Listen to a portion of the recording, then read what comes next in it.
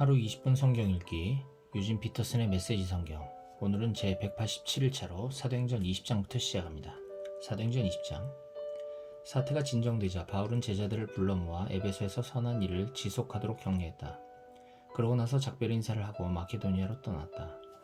그는 그 지역을 여행하며 각 모임을 방문할 때마다 끊임없이 사람들을 격려하여 사기를 높이고 그들에게 새로운 희망을 불어넣었다. 그 후에 바울은 그리스도로 가서 석 달을 머물렀다. 그가 배를 타고 시리아로 떠나려는데 유대인들이 그를 해치려는 음모를 꾸몄다. 그래서 그는 다시 마케도니아를 지나는 육로로 길을 바꾸어 그들을 따돌렸다. 그 여정을 함께한 동료들은 베레아 출신 부로의 아들 소바더, 데살로니가 사람 아리스타고와 세군도, 더베 출신 가이오, 디모데, 그리고 서아시아 출신의 두 사람 두기고와 드로비모였다. 그들이 먼저 가서 드로아에서 우리를 기다렸다. 한편 우리는 6월절 주간을 빌립보에서 보낸 뒤에 배를 타고 떠났다. 우리는 닷새만에 다시 드로아에 가서 한 주를 머물렀다. 일요일에 우리는 모여서 예배를 드리고 주님의 만찬을 기념했다. 바울은 회중에게 강론했다. 우리는 다음날 아침 일찍 떠날 예정이었으나 바울의 이야기가 밤늦게까지 길게 이어졌다. 우리가 모인 곳은 불을 환하게 밝힌 다락방이었다. 유두고라는 청년이 창을 열고 걸터앉아 있었다. 바울의 이야기가 계속되자 깊은 잠이 들었던 유두고가 3층 창문 밖으로 떨어졌다. 사람들이 일으켜보니 그가 죽어 있었다. 바울이 내려가서 그 위에 엎드려 그를 꼭 끌어안고 말했다. 그만들 우시오. 그에게 아직 생명이 있습니다. 그 후에 바울이 일어나서 주의 만찬을 베풀었다. 그는 새벽까지 믿음의 이야기를 계속해서 전했다. 그런 분위기 속에서 사람들이 떠났다. 바울과 회중은 각자의 길을 갔다. 다시 살아난 유두고를 데리고 가면서 그들은 모두 생명으로 충만했다. 한편 남은 우리는 먼저 배를 타고 아소로 향했다. 거기서 우리는 바울을 태울 계획이었다. 바울이 아소까지 걸어가기를 원해서 미리 일정을 맞춰둔 것이다. 일은 계획대로 되어 우리는 아소에서 그를 만나 배에 태우고 미둘레네로 향했다. 이튿날 우리는 기오 맞은편에 들렀다가 다음날 사모를 거쳐 밀레도에 이르렀다. 바울은 아시아에서 시간을 지체하지 않으려고 에베소를 지나치기로 했다. 그는 오순절에 맞춰 예루살렘에 도착하려고 서둘렀다. 바울이 밀레도에서 에베소로 사람을 보내 회중의 지도자를 불렀다.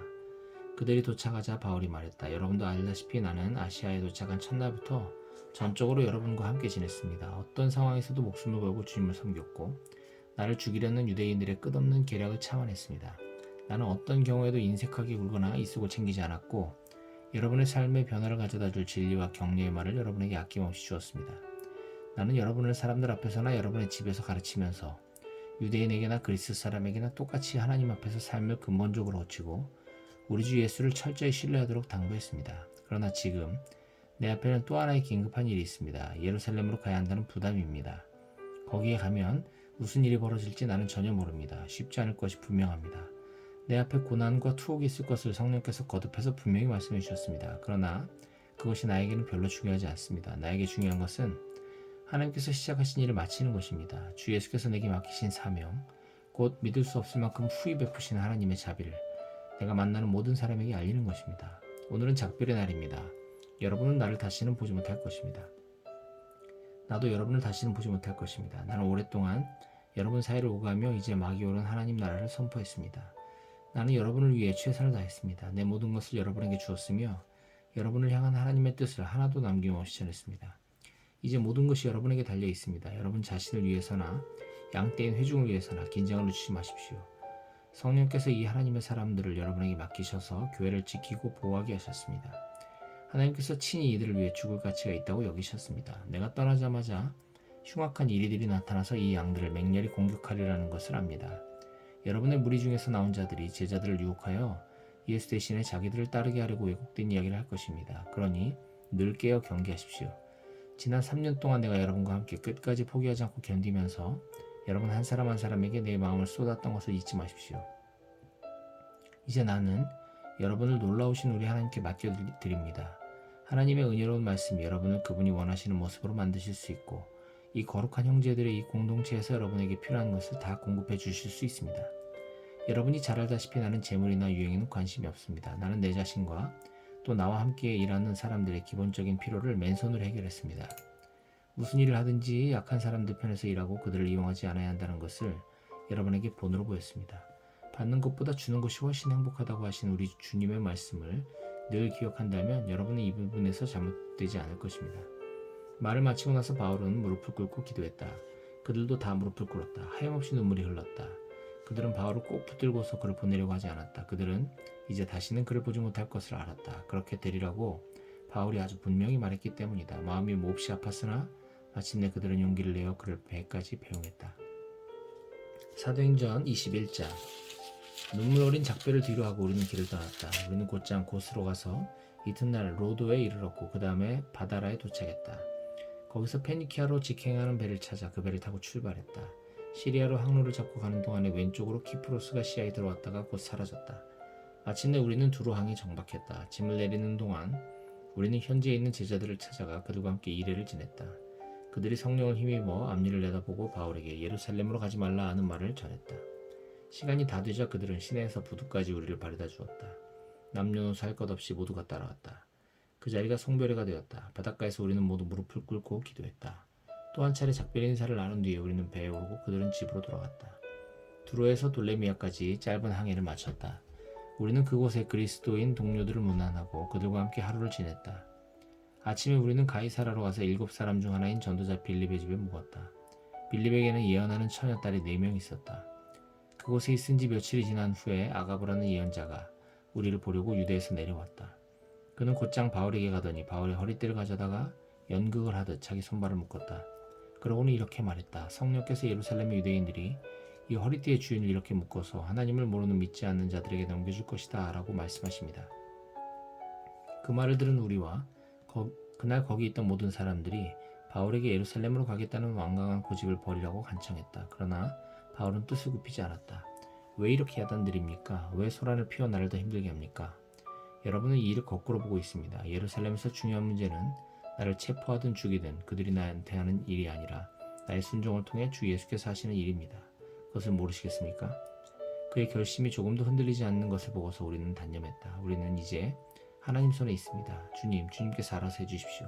하고 말했다. 얼마 지나지 않아 우리는 짐을 꾸려 예루살렘을 향해 길을 떠났다. 가이사랴에서 온 제자들 몇 사람이 우리와 함께 가서 우리를 나손의 집에 데려다 주었다. 그는 우리를 따뜻하게 맞아주었다. 그는 키프로스 태생으로 초기 제자들 가운데 한 사람이었다. 예루살렘에서 동료들이 우리를 보고 반가워하며 두 팔 벌려 우리를 맞아주었다. 이튿날 아침 먼저 우리는 바울을 데리고 가서 야고보를 만났다. 교회의 지도자들도 다 그 자리에 있었다. 안부와 몇 마디 인사말을 나눈 뒤에 바울은 그동안 하나님께서 자신의 사역을 통해 이방인들 가운데 행하신 일을 하나하나 자세히 이야기해 주었다. 그들은 이야기를 듣고 기뻐하며 하나님께 영광을 돌렸다. 그들도 들려줄 이야기가 있었다. 그동안 여기에 무슨 일이 있었는지 보십시오. 하나님을 경외하는 유대인 수만 명이 예수를 믿게 되었습니다. 그러나 그들이 모세의 율법을 지키는데 어느 때보다 열심이다 보니 문제도 있습니다. 유대인들 사이에서 들리는 말이 당신이 믿지 않는 이방인들 속에서 살아가는 믿는 유대인들에게 모세를 가볍게 여겨도 된다고 하면서 자녀들에게 할례를 주지 않아도 되고 옛 전통도 지킬 필요가 없다고 가르친다고 합니다. 그러나 그것은 그들이 전혀 받아들일 수 없는 일입니다. 당신이 시내에서 들어온 것을 그들이 알면 어찌 될지 걱정입니다. 곤란한 일이 생길 것입니다. 그러니 이렇게 합시다. 우리 일행 가운데 정결 예식을 하기로 서원했으나 돈이 없어 행하지 못한 4사람이 있습니다. 당신이 그들의 서원에 참여해서 그들의 비용을 대주십시오. 그러면 당신에 대해 떠도는 소문이 사실 무근이며 당신이 모세의 율법을 철저히 존중한다는 것이 모든 사람 앞에 분명해질 것입니다. 당신에게 이렇게 요청한다고 해서 믿는 사람이 된 이방인들에 대해 전에 우리가 합의한 내용을 되돌리는 것은 아닙니다. 우리는 그 편지에 쓴 내용을 계속해서 굳게 붙들고 있습니다. 우상과 관계된 활동에 관여하지 말고 유대인 그리스도인들에게 거슬리는 음식을 내놓지 말며 성생활과 결혼의 도덕을 지킬 것을 말입니다. 바울은 그들의 제안대로 했다. 그 사람들을 데리고 가서 그들의 서원에 참여하고 그들의 비용을 댔다. 이튿날 그는 성전에 가서 그것을 공식화했다. 각 사람의 정결 예식을 위한 제사를 드리고 그 제사가 끝날 때까지 거기 머물렀다. 그들의 정결 예식이 필요한 일회가 거의 끝나갈 무렵 에베소 근방에서 온 몇몇 유대인들이 성전에서 바울을 발견했다. 그들은 당장 그것을 뒤집어 놓았다. 그들은 바울을 붙잡고 목이 터져라 외치기 시작했다. 도와주시오. 이스라엘 동포 여러분 도와주시오. 이제는 온 세상을 다니면서 우리와 우리 종교와 이 성전을 거슬러 거짓말하는 자입니다. 이제는 그리스 사람들을 여기까지 데리고 들어와서 이 거룩한 곳을 더럽혀 놓았습니다. 바울과 에베소 사람 드로비모와 함께 도성 안을 다니는 것을 보고서 바울이 그를 성전까지 데려와 구경시켜 주었으리라 짐작했던 것이다. 이내 도시 전체에 소동이 일어났다. 도처에서 사람들이 성전으로 달려와 그들의 행동에 가세했다. 그들은 바울을 붙잡아서 성전 밖으로 끌어낸 다음 그가 다시는 거룩한 곳에 접근하지 못하도록 성전문을 모두 잠갔다. 그들이 바울을 죽이려고 할 때 폭동입니다. 도시 전체가 들끓고 있습니다. 하는 보고가 경비대 지휘관에게 들어갔다. 그 지휘관은 신속히 행동을 취했다. 그의 병사와 백부장들이 즉시 현장으로 달려갔다. 바울을 때리던 무리가 지휘관과 병사들을 보고서야 행동을 멈췄다. 지휘관이 다가가서 바울을 체포했다. 그는 먼저 바울에게 수갑을 채우라고 명령했고 그런 다음 그가 누구이며 무슨 일을 했는지 물었다. 지휘관이 무리에게서 얻은 것은 저마다 이렇게 저렇게 외치는 고함 소리뿐이었다. 광기 어린 무리의 소리를 분간할 수 없었던 지휘관은 바울을 군대 병영으로 데려가라고 명령했다. 그러나 그들이 성전 계단에 이르렀을 때 무리가 난폭해져서 병사들은 바울을 메고 가야만 했다. 그들이 바울을 메고 가자 무리가 따라오며 외쳤다. 죽여라, 저자를 죽여라. 그들이 병영에 도착해 들어가려고 할 때 바울이 지휘관에게 말했다. 한 말씀 드려도 되겠습니까? 지휘관이 대답했다. 나는 당신이 그리스 말을 하는 줄 몰랐소. 나는 당신이 얼마 전 여기서 폭동을 일으켰다가 자신을 따르는 4천여 명과 함께 광야로 잠적한 그 이집트 사람인 줄 알았소. 바울이 말했다. 아닙니다. 나는 다소 태생 유대인입니다. 지금도 그 유력한 도시의 시민입니다. 간단한 부탁을 하나 드리겠습니다. 내가 저 무리에게 말할 수 있게 해주십시오. 병영 계단에 서 있던 바울이 돌아서서 손을 들어 올렸다. 바울이 말을 시작하자 무리가 조용해졌다. 그는 히브리 말로 이야기했다. 사도행전 22장. 사랑하는 내 형제와 아버지이신 여러분, 나에 대해 미리 결론을 내리기 전에 지금부터 내가 하는 말을 잘 들어주십시오. 그들은 그가 히브리 말로 말하는 것을 듣고는 더 조용해졌다. 모두가 그의 말을 한마디도 놓치지 않으려고 했다. 그가 말을 이었다. 나는 길리기아의 다소에서 태어난 선량한 유대인입니다. 여기 예루살렘에서 교육받았고 랍비 가말리엘의 엄격한 지도 아래 우리 종교의 전통을 철저히 배웠습니다. 그리고 지금 여러분처럼 나도 항상 열정적으로 하나님 편에 있었습니다. 나는 이 도와 관련된 사람이라면 누구나 추적하고 맹렬히 공격해서 하나님을 위해 죽일 준비가 되어 있었습니다. 나는 남자든 여자든 가리지 않고 가는 곳마다 그들을 잡아들여 감옥에 가두었습니다. 대제사장이나 최고의회의 누구에게나 물어보면 그 사실을 확인할 수 있습니다. 그들 모두가 나를 잘 알고 있습니다. 그러다가 나는 예수를 따르는 이들을 추적하고 체포하려고 우리 형제들이 있는 다마스쿠스로 떠났습니다. 나는 그들을 예루살렘으로 데려와서 형을 받게 하는 권한이 부여된 공문서를 가지고 있었습니다. 정오쯤 다마스쿠스 외곽에 이르렀을 때 하늘에서 눈부신 빛이 강하게 비쳤습니다. 나는 바닥에 쓰러졌고 시야가 흐려졌습니다. 그때 한 음성이 들렸습니다. 사울아, 사울아, 왜 나를 해치려고 하느냐? 나는 주님 누구십니까? 하고 물었습니다. 나는 내가 핍박하는 나사렛 예수다. 하고 그분이 말씀하셨습니다. 동료들은 그 빛을 보았으나 그 대화는 듣지 못했습니다. 그래서 나는 주님, 이제 제가 어떻게 해야 합니까? 하고 물었습니다. 그분은 일어나서 다마스쿠스로 들어가거라. 앞으로 내가 해야 할 일을 말해줄 사람이 거기에 있다고 말씀하셨습니다. 그래서 우리는 다마스쿠스로 들어갔습니다. 내가 처음 계획한 것과는 전혀 다른 모습으로 그 성에 들어간 것입니다. 나는 눈이 멀어 볼 수 없었기 때문에 동료들이 내 손을 잡고 데리고 들어가야 했습니다. 바로 그때 아나니아를 만났습니다. 그는 우리의 율법을 잘 지키기로 소문난 사람입니다. 이것은 다마스쿠스 유대인 공동체가 다 동의하는 사실입니다.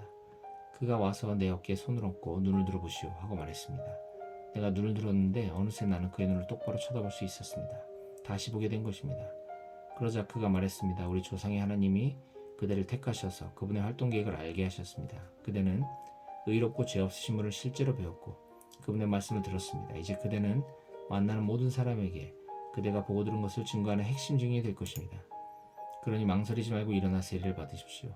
죄를 깨끗이 씻어내고 하나님과 직접 사귀십시오. 정말로 아나니아가 말한 대로 되었습니다. 예루살렘으로 돌아온 뒤에 어느 날 나는 성전에서 하나님의 임재에 잠겨 기도하다가 그분을 배웠습니다. 하나님의 의롭고 죄 없으신 분을 뵙고 그분께서 하시는 말씀을 들었습니다. 서둘러라. 최대한 서둘러 여기를 떠나라. 여기 예루살렘에 있는 유대인들 가운데 어느 누구도 내가 나에 대해 하는 말을 받아들이지 않을 것이다. 처음에는 반대했습니다. 저보다 적합한 사람이 누가 있겠습니까? 제가 주님을 믿는 사람들을 핍박하고 회당에서 마구 때리고 감옥에 가두는 일에 얼마나 열중했는지 모르는 사람이 없습니다. 주님의 증인 스데반이 살해될 때에도 바로 그 자리에서 제가 살인자들의 겉옷을 들고 그들을 응원했습니다. 그러나 이제 제가 완전히 돌아선 것을 그들이 알고 있습니다. 그러니 제게 무슨 자격이 더 필요하겠습니까? 그러나 그분은 이유를 묻지 말고 가거라. 내가 너를 멀리 이방인들에게로 보내겠다고 말씀하셨습니다. 모여있던 사람들이 집중해서 듣다가 갑자기 소리를 질렀다. 저자를 죽여라. 버러지 같은 놈이다. 밟아버려라. 그들은 주먹을 휘둘렀다. 욕설이 쏟아졌다. 그때 지휘관이 끼어들어 바울을 병영으로 데려가라고 명령했다. 지휘관도 잔뜩 화가 치밀었다. 그는 이 일의 진상을 규명하기 위해 바울을 고문하고 신문하기로 결심했다. 그가 무슨 일을 저질러서 이런 폭력을 유발했는지 알아내고자 한 것이다. 그들이 그의 사지를 가죽끈으로 묶어 채찍질할 준비를 하는데 바울이 거기 서 있던 백부장에게 말했다. 공정한 재판도 없이 로마 시민을 고문하다니 이게 법에 맞는 일입니까? 백부장이 그 말을 듣고 곧장 지휘관에게 갔다. 도대체 무슨 일을 하신 겁니까? 이 사람은 로마 시민입니다. 지휘관이 돌아와서 신문을 맡았다. 내가 들은 말이 사실이요? 당신이 로마 시민이요? 바울이 말했다. 분명히 그렇습니다. 지휘관은 관심을 보였다. 나는 큰 돈을 들여서 시민권을 얻었소. 당신은 얼마나 들었소? 전혀 들지 않았습니다. 바울이 말했다. 한 푼도 들지 않았습니다. 나는 태어날 때부터 자유의 몸이었습니다. 그것으로 신문은 끝났다. 그 일로 지휘관에게 하나님을 두려워하는 마음이 생겼다. 그는 로마 시민을 결박했고 하마터면 고문까지 할 뻔했던 것이다. 이튿날 지휘관은 문제의 원인을 규명하고 유대인들의 고발에 배후가 있는지 확실히 알아보기로 작정했다. 그는 바울의 결박을 풀어주고 명령을 내려 대제사장들과 최고의회를 소집했다. 그들의 생각을 알아보기 위해서였다. 바울은 안내를 받아 그들 앞에 섰다.